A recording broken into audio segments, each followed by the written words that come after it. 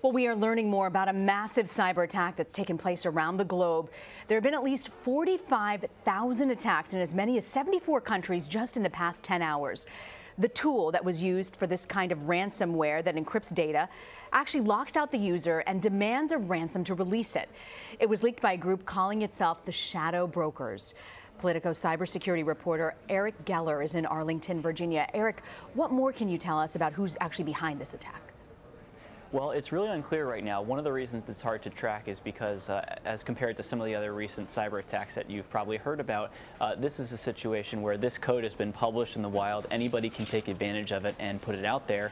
Researchers are still combing through the malware. They're trying to gather it from people's computers and analyze it for, things like IP addresses that can point to where it's coming from. But right now, we really don't have any good answers there. And Eric, what more do we know about the malware that was used?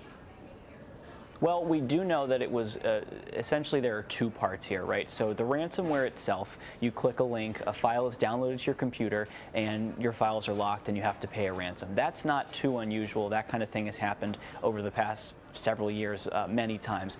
What's interesting here is that once it happens, there's another piece attached where if your computer isn't patched in a certain way, if you haven't downloaded your Microsoft security updates, that ransomware can spread to other computers. So that is the new piece here. And that piece, that particular piece of code was posted, as you mentioned, several months ago by the Shadow Brokers. It is apparently a tool developed by the National Security Agency. Now, they haven't confirmed that.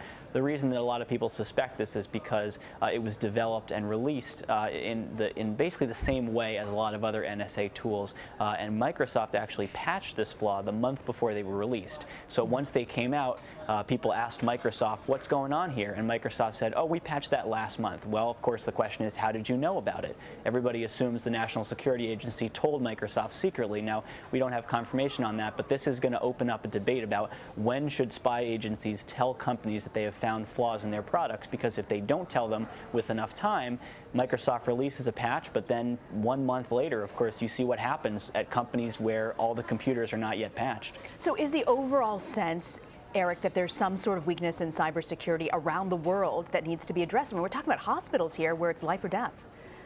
Absolutely.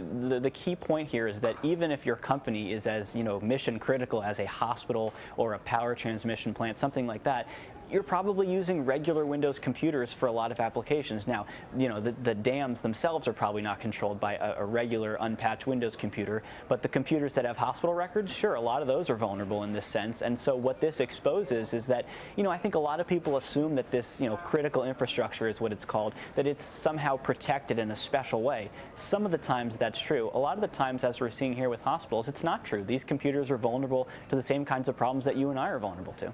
Eric Geller, fascinating story and much to keep an eye on this weekend. Thank you for joining us. Sure thing.